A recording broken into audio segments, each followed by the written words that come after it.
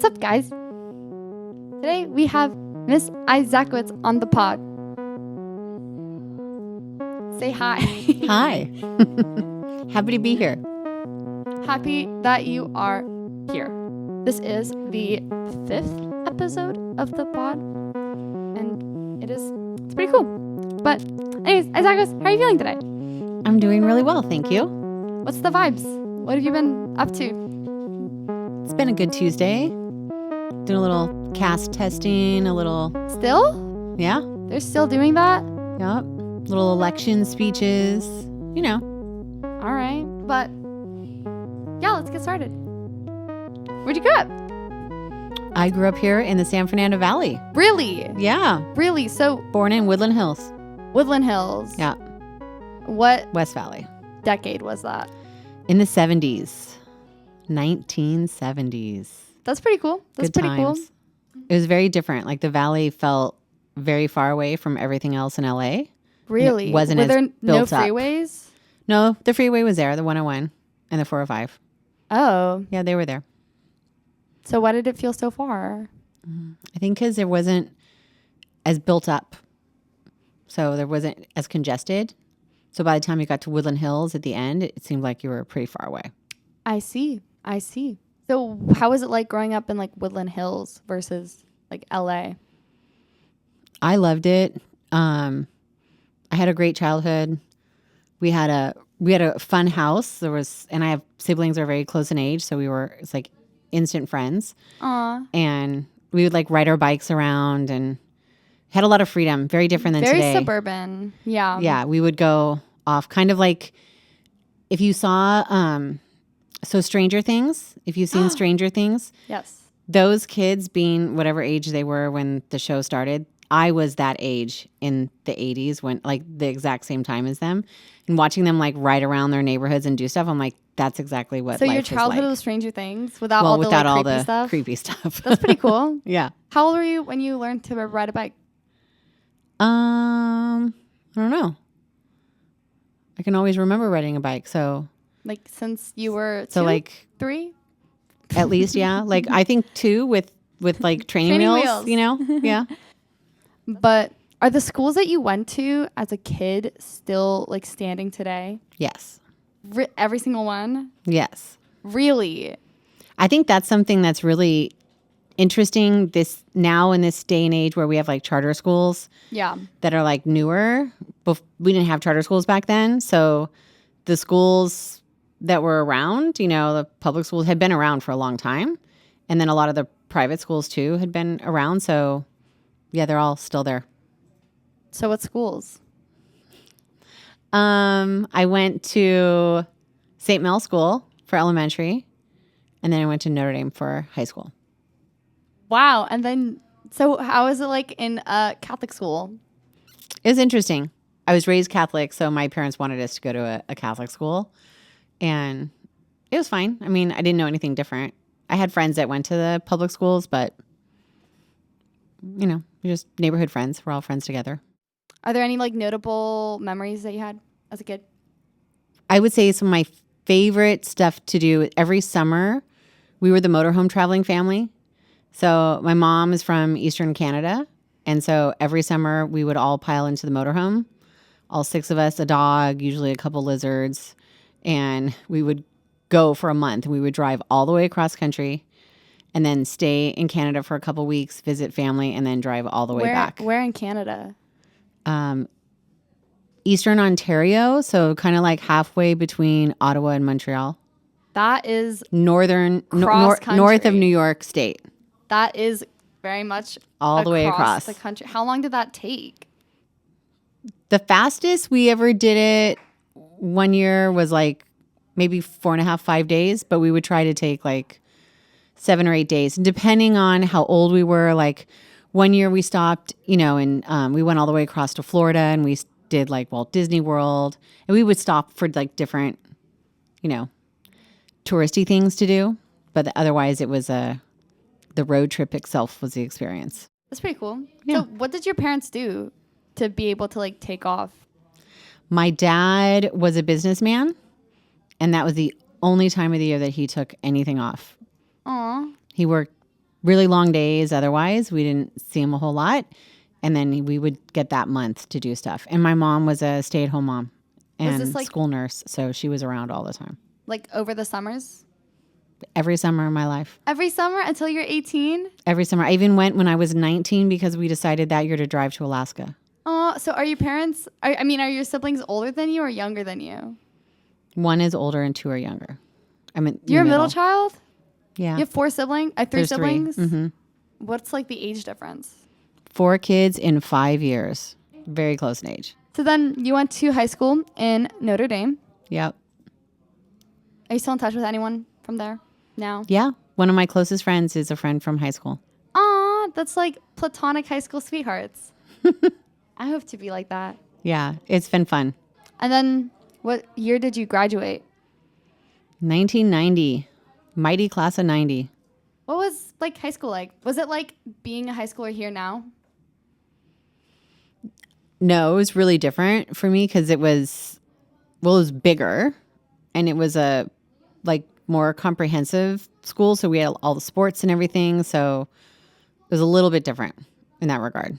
That's pretty cool. Yeah. And then after high school, you went to college for bachelor's? Yep. Where? I went down San Diego and got my bachelor's in sociology with my teaching credential.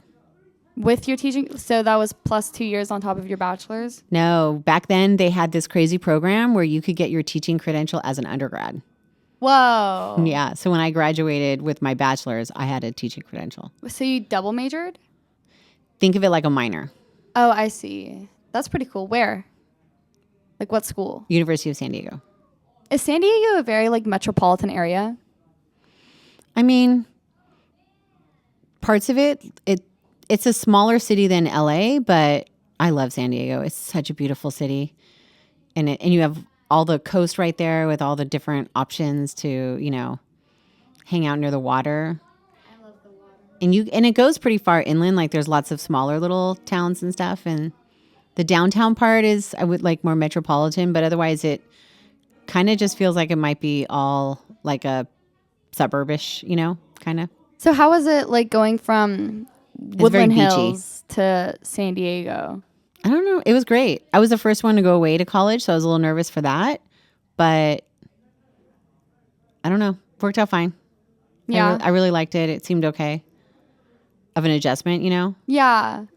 Yeah, because like I feel like San Diego is a lot different than Woodland Hills. I mean, it's a little bit more chill. Yeah. When I was there, so I was back in the day, you didn't have to declare your major before you went to school. So you just started taking your general ed requirements. And then by your sophomore year, you had to say what you were going to major in. And I had no idea. I was taking a bunch of sociology classes because I found them interesting, but I didn't know what I wanted to do. And that preoccupied me. It was like, what am I going to do? I felt like I had to study what I was going to do. I was very focused on that. And then I realized my dad gave me some great advice. He said, do you want to be a medical doctor? And I said, no. And he goes, do you want to be an engineer? And to be honest, I didn't really know what that was way back then in the 90s. And so I was like, no. And he goes, then study whatever you want. As long as you study what you love, you could go to grad school, you could go to law school, studying anything. So you're not closing any doors. So I just kept studying what I loved. And that's when the whole teaching thing came up, because sociology was one of the 8 disciplines that you could teach with a social studies credential. So I went and got my single subject social studies credential and ended up teaching social studies. And what was your first job? My first job was teaching back at my old high school. Notre Dame. Yep. That was how many years after you had graduated from that high school? It was 3 months after I was 22 teaching seniors. Oh, seniors. Yeah, I taught juniors and seniors, and I was 22. I was only 5 years older than them. Yeah. So it was really hard to like be the teacher, I will say I've taught in Catholic schools, public schools, international schools, and charter schools. And in all of those schools, the kids are the same. Really? Yeah. There are some kids that are good kids. There are some kids that, want to mess around. There's some kids that are a little bit of a punks. There's some kids that, you know, So beyond all of our differences, do all of that. So they're we're pretty all much kids. the same. Yeah. This is true. So how long did you work at Notre Dame? I was there 6 years. And what was your favorite thing working there? I loved teaching, but I also coached, and I really enjoyed. Coached PE? I coached tennis teams. You coached? Are you like a pro tennis person? Are you like really good at it? No, I'm decent. I don't think I'm really good at it, but I was really good at getting the kids to learn how to be better at it. And so, yeah, I coached the girls' teams and the boys' teams. What made you like decide to do that? I had played as a kid, and it's one of the things that you do. You like sign up when you're at a school that's that big. You end up teaching, and then you also end up signing up for other like extracurricular type things. And coaching just fit for me.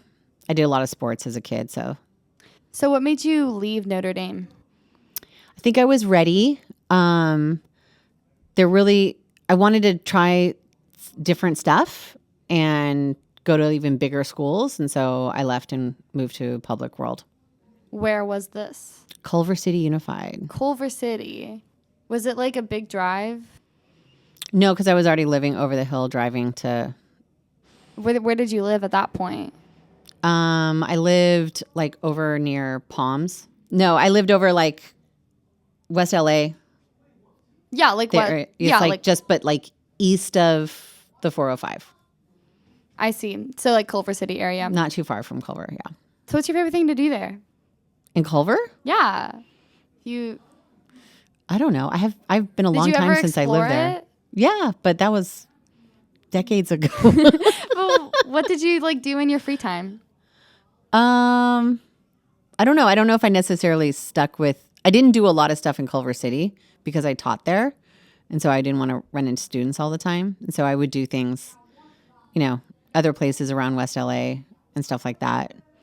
But I don't know. I guess just the typical things that a 20-something, early 30-something person would do. So after Notre Dame, you went to Culver, and then after that, what were you up to? Then I moved to Mexico. You moved like, I taught down there. How old were you? I want to say 34, early 30s, 32, 34, something like that. What made you want to go down there? I wanted to teach internationally. So when I moved to work at Culver City High School, you get paid a whole lot more teaching in the public system than you do at Catholic schools. So now I was like, oh my gosh, I don't have to have 2 jobs in the summer. Like, I actually could take a vacation in the summer. I could travel somewhere. I could do something. Did you travel? I did. I actually didn't have a passport until I was 30. Whoa. Because all of my travel was within the all US. of the United States and all of Canada. Back then, you only needed to have your birth certificate with you. So I had a copy of my birth certificate. You could go everywhere in Canada, USA, and Mexico without needing a passport. So I started traveling internationally, and that made me say, I like this so much. I want to live internationally. I'm more of the traveler that likes to go to one place and really experience it versus like visit it for like a week. Yeah, like the 10-day tour and you hit 14 countries, and that just makes my head spin. Like I'd rather just, experience places like one at a time. And so I decided to teach internationally. I went to a interview for these international teaching jobs. And at the time, there were not many social studies jobs left. So my options were Mexico, Kuwait, and Saudi Arabia. And Saudi Arabia wouldn't hire me because I was a single woman. Kuwait was kind of similar-ish, but not as strict. And I kind of felt like for my first international outing, I'll just go down south. So I went to Mexico. How was that experience living there? And for how long did you live there? 2 years. It was awesome. Did you need like some sort of like degree to live there beyond your sociology and I had my teaching credential, and so that it was a American school, and so the kids graduated with an American high school diploma and a Mexican high school diploma. So because I had the American teaching credential, I just needed that. So what was like your favorite thing about working in Mexico? Oh gosh, so much. Well, the work community, like the teachers, I've been very lucky. Every school I've been at, I've made a really good group of friends and have found a lot of people really passionate about their work, which is fun to work with people that are like-minded like you. But then just living there in the city, it was great. I mean, there's just so much you can do culturally. The second year I drove my car down, so I drove all over Mexico, everywhere, and got to really travel and see stuff in a different way. And yeah, a lot of people would be like, every time we'd have a vacation, they wanted to go to the beach. And I was like, let's go check out cultural stuff. Like, and I would try to drive. Like you grew up around the beach.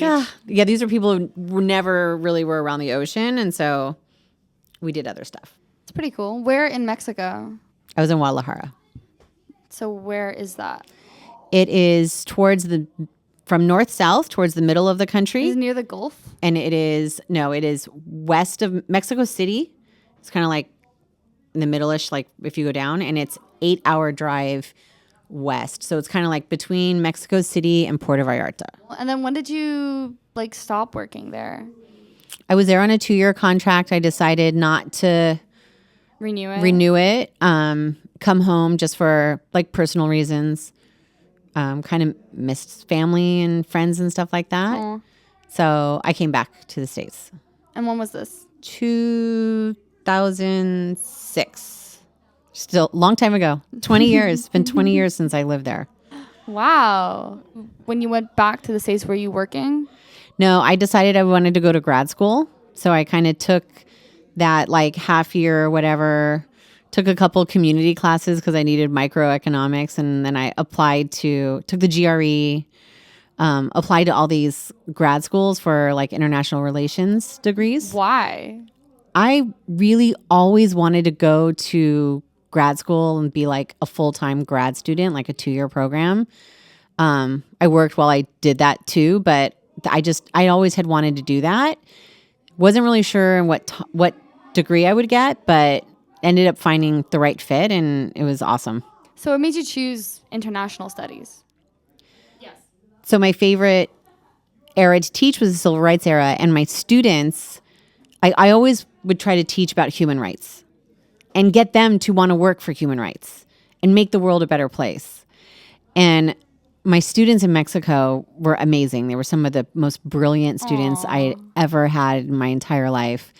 And they were like, convinced me, well, why don't you go work for that? You're always trying to get us to do it. And I was kind of looking for my next thing. Yeah. And so I'm like, okay. So I looked up all these international relations programs that dealt with anything around human rights in some form or fashion. And that's what I was looking to apply to. I ended up going to American University in Washington, D.C., and I got my master's in international peace and conflict resolution, So what were you planning to do with that degree? Initially, before I moved to D.C., I thought I might go into the diplomatic corps and like work for like the State Department and stuff like that. And then I realized when I was there that I'm a very genuine person with who I am, and I had a hard time knowing that like when you work in those fields, like you support every presidential administration, no matter who they are. And I was like, I don't know if I can do that. So I looked to go to like the nonprofit world, and that was a much better fit for me to like work on projects and places that needed, work in like the specific areas I was interested in. And so that was my goal. So how was it like living in DC? Yeah. DC is actually really similar to LA. Really? In many ways. The weather's very different, obviously, but they are both cities that have very transient populations. LA has the entertainment world, right, where everybody is coming and going for different projects. And DC has the same thing for government positions. Like every 2 years there's such turnover and new interns and things like that. So it's very fluid in both places. It's kind of similar in that regard. I loved, because it's the nation's capital, so many things are free there. All the museums are free. They have all these free outdoor concerts. There's just a lot of activity and kind of fun stuff to do. So it was great living there. I loved it. Well, what was your favorite thing to do? The building that I lived in was about a block and a half down from the National Cathedral. And so it had a really great view. It was kind of like north of Georgetown, like Yeah. So it had DC is a lot of is kind of hilly like LA is too, right? And we had this amazing rooftop deck, and I would just hang out there a lot. And my friends would come over, and we would hang out, and you could see fireworks all the time. You could watch all the planes land. You could see all the mall, and what I mean by the mall, like with the Lincoln Memorial and Washington Monument, all that. You could see all the monuments and everything like from the top of there, and it was really pretty cool. That's pretty cool. Yeah. So how old were you when you were there? Oh, I don't know. I'd have to do some math. I was there for 2.5 years. I moved back end of 2009, so I don't know. That was a while ago. Also, What made you move back? And that was just for your graduate, right? just for my graduate school. Did you get master's? Yeah. Yep. You get a master's degree with when you go to graduate school, if you finish. Yeah. So what made me move back was family and personal relationships and things like that. Yeah. And then I had to figure out, how am I going to work with this international degree in LA, which is not really a hotbed of international work, even though it is a very international city. Yes. It just doesn't really, the work is not necessarily here, which is kind of ironic. So I did a few things for a little bit with like United Nations Women. And so they have like different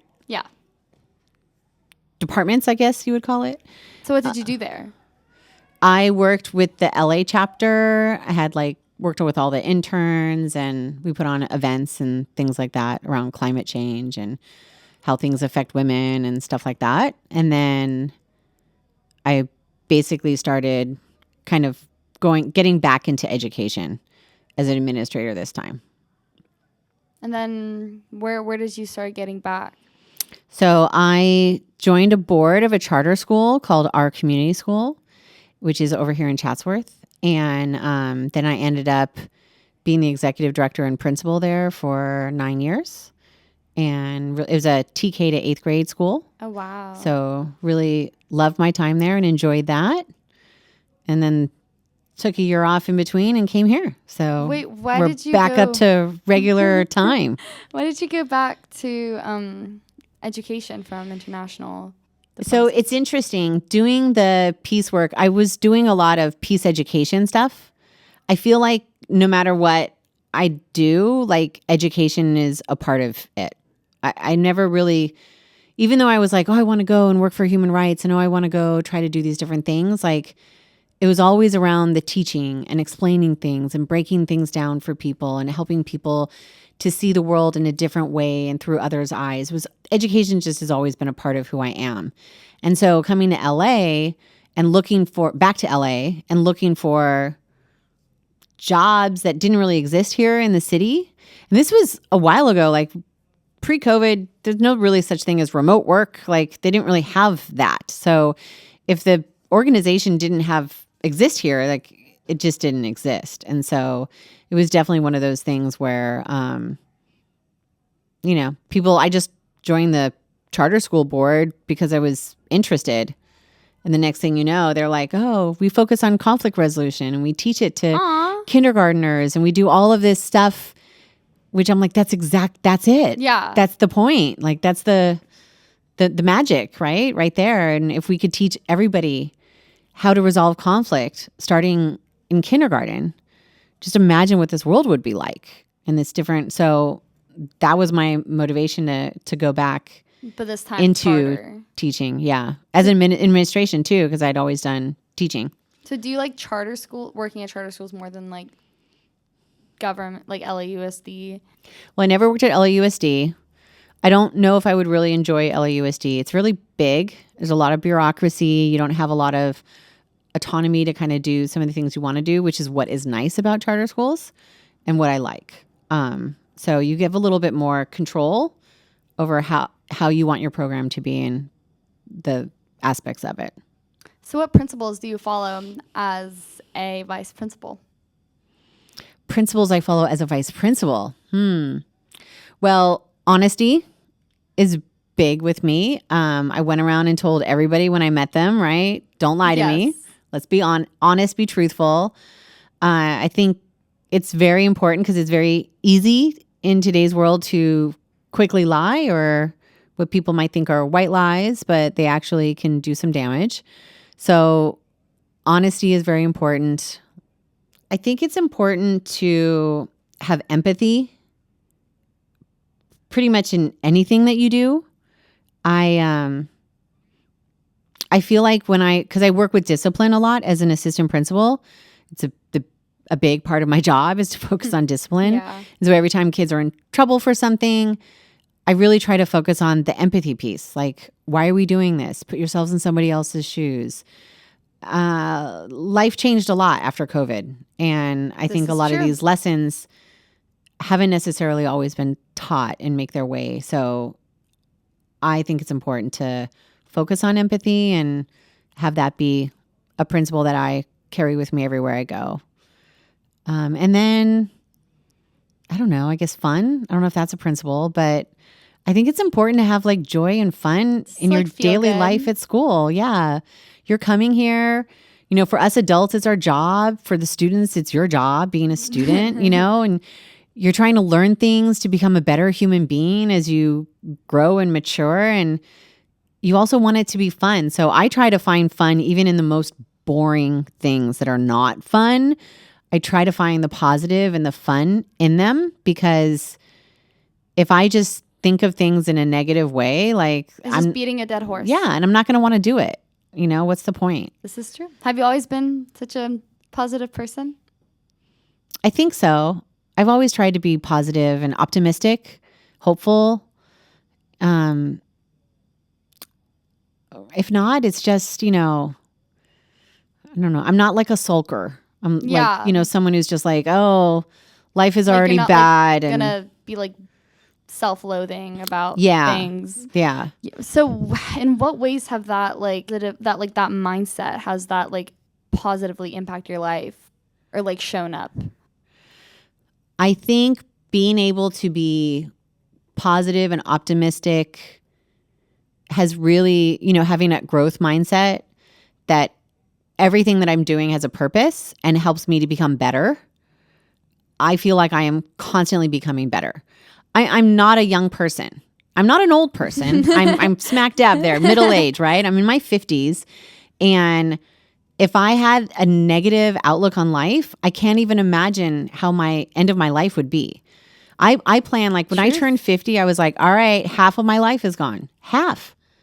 But half of my life is here still. This is true. I mean, I'm planning to live to be 100. Okay. And my grandfather died at 98. Okay. His brother died at 97. Perfect. His wife died at 94. Like, let's bring it, right? The like, Izakowitz, they're going to live forever. That's the other side. But yeah. But yeah, right? Like, why not be positive? Always look for the best. Always try to find new opportunities, take care of ourselves and enjoy life, because we're all too young. All of us. This is true. Yeah. So in what ways do you enjoy life now? Like, what do you do outside of school? I have found the older I get, the more of an introvert I have become. I think that's pretty universal. Possibly, yeah. I used to do a lot more things with large groups, and now I can do that every now and then. But I enjoy spending time with family and friends, loved ones. I enjoy my dog.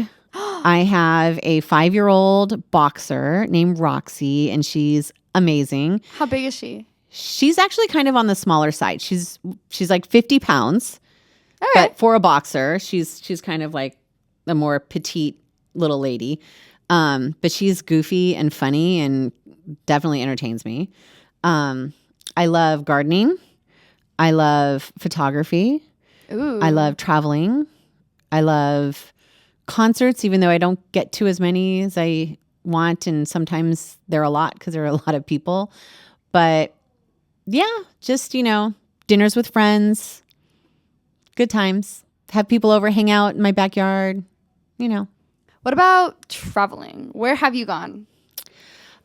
I've traveled to all 50 states. I've traveled to... How long did that take? Well, those were all the motorhome trips. And then, I don't know, when I was 28 or 29, I went to Hawaii for the first time. So I was like, yay, I've done all 50. I've been to almost all of the provinces in Canada, 2/3 of Mexico. I've been to Peru,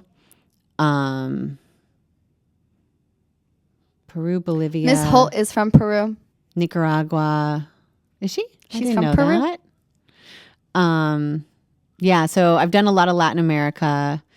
And then I've traveled to Japan, Kenya, bunch of places in Europe. Yeah. How was Kenya? Kenya's pretty cool. Really? Yeah. I mean, I've been to Nairobi a couple times and then did like the typical safari that you should do, around abouts and stuff. And it's interesting. Did you see any cool animals? Saw a lot of cool animals. Like what?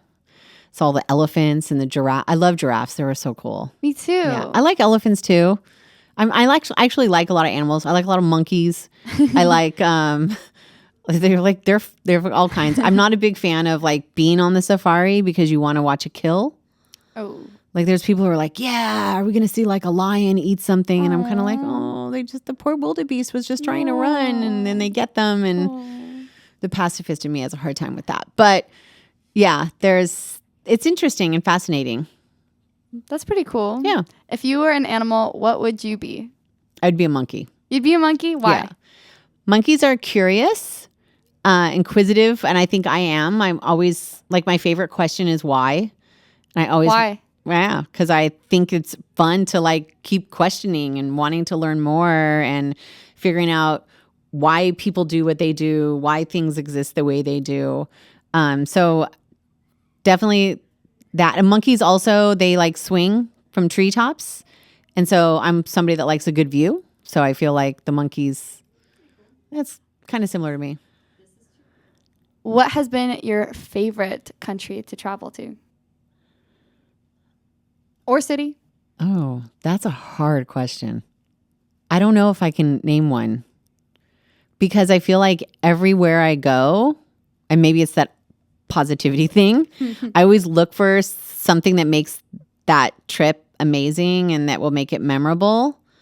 Like I end up almost everywhere I go thinking, ooh, what would it be like to live here? And then I find some real estate office and I look at like, how much would it cost if I lived here? And I literally like can imagine myself living in all these places. So I think it would be hard to say favorites, countries or cities.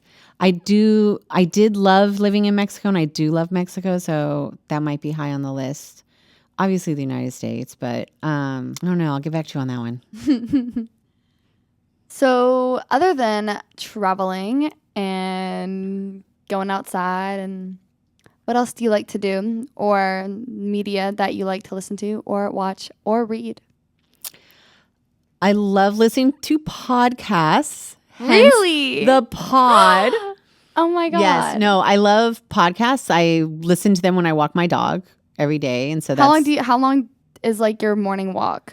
I don't walk her every morning because some mornings she goes to daycare. So if she goes to daycare that day, then she gets her exercise there. But we'll walk in the evenings too. So we'll probably it's probably between, on days that she goes to daycare, it's like 40 minutes. And then on the other days, it's like twice a day. So it's like an hour and a half or so. Like she has a lot of energy. Boxers have a lot of energy. Mm-hmm. So, yeah, but I love listening to podcasts. I listen to like political ones. They're like my favorite to just kind of like follow and keep up on. I love learning a lot about the news and things. Any like journalists? Journalists in particular, or just like political talkers? Yeah, I think journalists. Like so. I listen to the Daily from the New York Times because that's a really good one because it's short enough and it's kind of like different topics. Today Explained is a good one too, and they have all kinds of different things. Sometimes it's political, sometimes it's like interesting news and science and stuff like that. Left, Right, and Center is a political one that NPR hosts that I like. Yeah, so those are probably my 3 top favorites, but there's that I listen to regularly. There's others that I will listen to. What do you listen to on the car ride here? In the morning, I listen to the news. And if I'm not listening to the news, sometimes I'll put on like I listen to the radio, like old school radio. Which radio station? I will listen to like Jack FM. I will listen to seriously. I listen to K Rock. That's a staple from my childhood. But I'll listen to like actual radio stations. Yes. But I also have Sirius, so sometimes I'll listen to those compilation ones that they have, and so you kind of like pick your artist and they'll like the Pandora Shuffle. Kind of like the Pandora Shuffle. I love my Pandora Shuffle. Yeah. What artists? I have all kinds. So I would probably say my top artists through Pandora would be like Maná. So that gives you all your like rock and Espanol that comes up. Coldplay's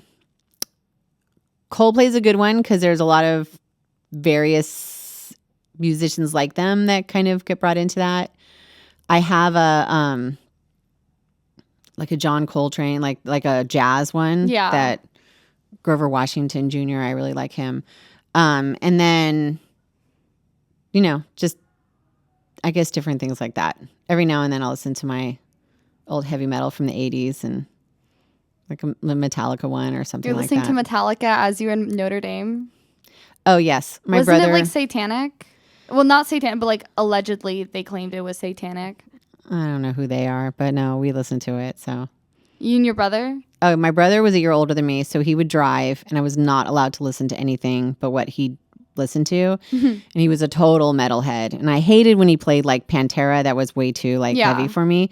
But I could get him to, because in the 80s, otherwise I was listening to pop like Michael Jackson, Madonna, all the big names. And so then he kind of swayed me over to the you got a GNR, Metallica like side. Yeah. This is pretty cool. Yeah. What's he up to now? Who? Your brother. Oh. Is he still listening to heavy metal? Yes. And his son, who is now 18, I swear listens to all the same stuff that his dad listens to. It's pretty funny. It's wild how this stuff makes a resurgence because I've heard of those bands. I know. I hear more about those bands than those pop artists. Yeah. So, art is forever, I guess. It is. But other than music, are you big on like paintings? And I do not. So for many years, I used to say I was not an artist. And then an art teacher that worked for me got very mad at me one day. School? At the charter school, the elementary charter school. Got very mad at me one day and was like, you need to stop saying that you're not an artist. Because I even said it the other day to the 10th graders. I was like, art to me is like stick people are people too. And I can't draw a straight line with a ruler. Like I'm not the typical, paint artist type person. I've just never felt confident in it. Not that I don't enjoy it. I think I'm more abstract with that, and that's good too. But I think photography for me is my outlet for art. Do you have a camera? I do. I have my dad's old like SLR from, it's not digital. It's not a DSLR. Oh, is it it's like a film? Old, yeah. Old Minolta with all the lenses. So I don't use it as much because I don't really go invest in the film as much. But yeah, so I love taking pictures, and now I just take them a lot, just with my phone and stuff. And what do you picture? I love taking pictures of landscapes. I also like just random photos of people, not necessarily like posed ones. Yeah, like candids. Like what does life look like photos. I think if I just probably looked through, it'd probably be like, oh, this is what my life looks like just random things. That's cool. Stop at a stoplight. I'm like, ooh, that's kind of cool. Snap. Like, what is that? Cool. That's like the eye. That's like the positivity in you. Oh, maybe. This is true. Maybe, yeah. So where do we see this? Where are these pictures at? Oh, yeah, they're not like for public display. Oh, why not? I don't know. Never got there. Oh, well, I think it's time. I do have a few like hanging in my home, but aside That's cool. from that, yeah. You should put that Izakowitz photography in the HTLA circuit. I'll write an article about it. Okay, maybe. Your best ones. But what about books? Books. I do love reading books. I'm a nonfiction reader. Same. So I got bullied about for many years, people would be like, "Oh, are you a reader?" And I would tell them what I was reading. They're like, "No, not those, like books." Oh, okay. And I'm like, "Those are books." And they'll be like, "No, we mean novels." And I'm like, "Okay, I guess, bro. Okay, I'll read some novels, like, and I like them. Don't get me wrong, but I love nonfiction. I think I like learning something while I'm Me too. I feel like when it. I'm reading, my brain is like wired to like learn.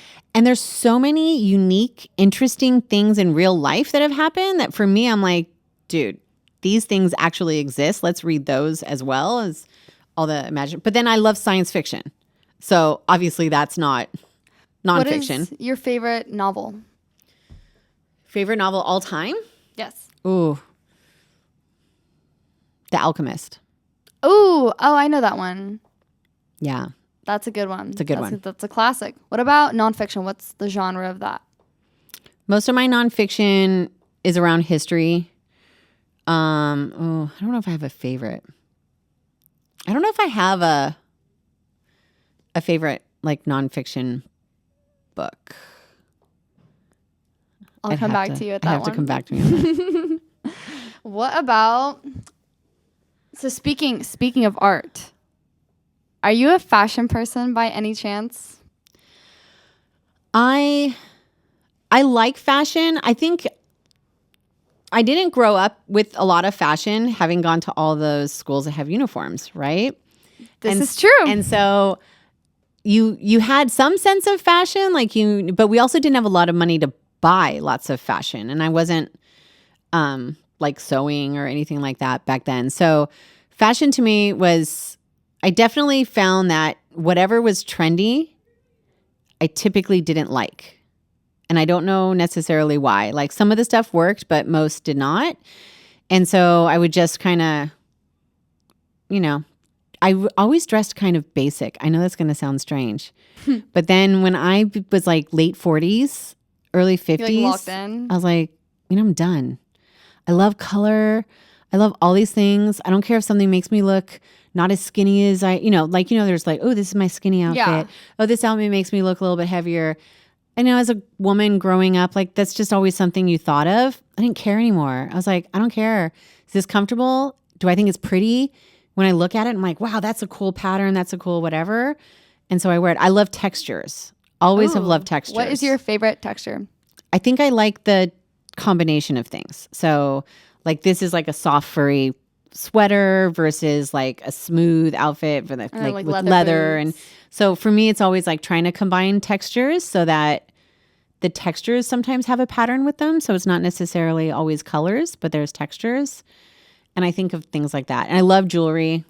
Yes. And accessorizing with jewelry and scarves and things like that. So that stuff I've always liked, the accessorizing part. And then I got older and I said, the rule book, throw it away, wear whatever you want. This is true. Do you have a Pinterest? No. Then what curates your taste? I don't know. I guess if I see it, I like it. What inspires it?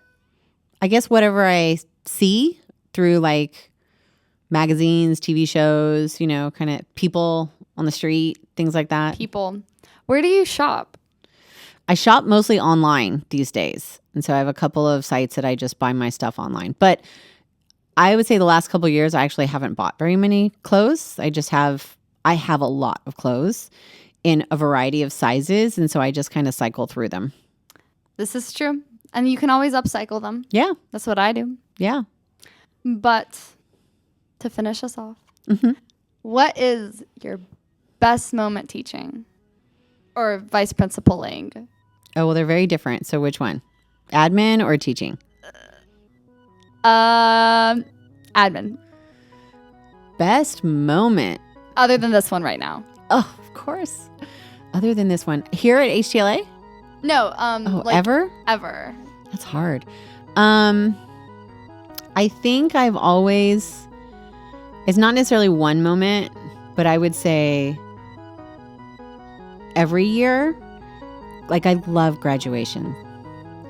So graduation for me, like I'll cry. I'm going to cry this year. I already know it. Graduations are awesome because you get to see like the pinnacle. So like in administration, so I taught in high school before, But this is my first year in administration in high school. So I get to see graduation in a really different way. But my last school, I was graduating from 8th grade. And so you get to see these kids from 8th grade. They've been there for like 10 years. You get to see them grow and change. And they're these like young people that are going off to high school. And this year is going to be awesome because it's everyone going off to these colleges like all over the country. And to me, I don't see it as a closing chapter. I see it as where it starts. Yeah, I see it as like this celebration of like, look at how far I've come and wow, look at what's going to happen next. So I love graduations. That's cool. Yeah. I'm excited. There's for always graduation. inspiring speeches too and things like that and remember whens and makes you want to cry and oh, my heart is gonna melt. Yeah. Well, then I'll see you at graduation. All right, I'll see you there. Thank you for coming on. You're very welcome. Thanks for having me. Of course. And we'll see y'all next episode with another guest. Mwah.